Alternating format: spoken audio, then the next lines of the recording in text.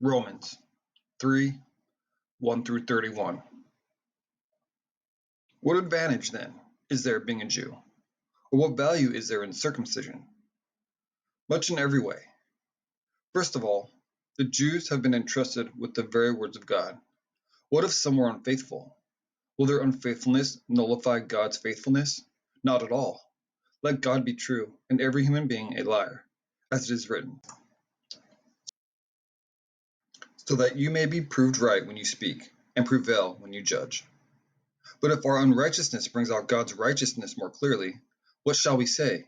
That God is unjust in bringing his wrath on us? I am using human argument. Certainly not. If that were so, how could God judge the world? Some might argue, if my falsehood enhances God's truthfulness and so increases his glory, why am I still condemned as a sinner? Why not say, as some slanderously claim that we say, let us do evil that good may result. Their condemnation is just. What shall we conclude then? Do we have any advantage? Not at all. For we have already made the charge that Jews and Gentiles alike are all under the power of sin, as it is written. There is no one righteous, not even one. There is no one who understands. There is no one who seeks God. All have turned away. They have together become worthless. There is no one who does good, not even one. Their throats are open graves. Their tongues practice deceit. The poison of vipers is on their lips. Their mouths are full of cursing and bitterness. Their feet are swift to shed blood. Ruin and misery mark their ways, and the way of peace they do not know. There is no fear of God before their eyes. Now we know, whatever the law says, it says to those who are under the law, so that every mouth may be silenced, that the whole world held accountable to God. Therefore, no one will be declared righteous in God's sight by the works of the law. Rather, through the law, we become conscious of our sin.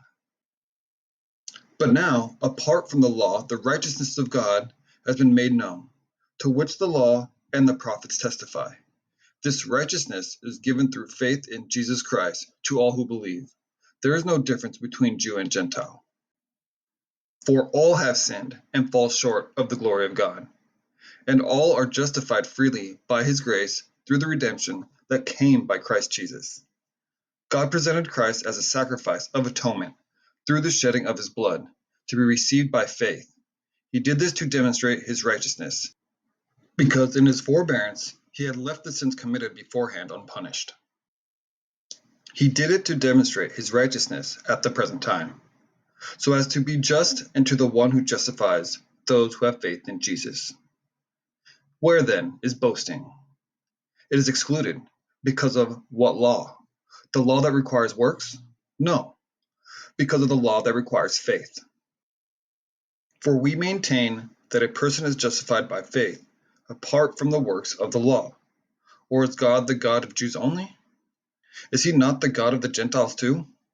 Yes, of the Gentiles too, since there is only one God who will justify the circumcised by faith, and the uncircumcised through that same faith. Do we, then, nullify the law by this faith? Not at all. Rather, we uphold the law.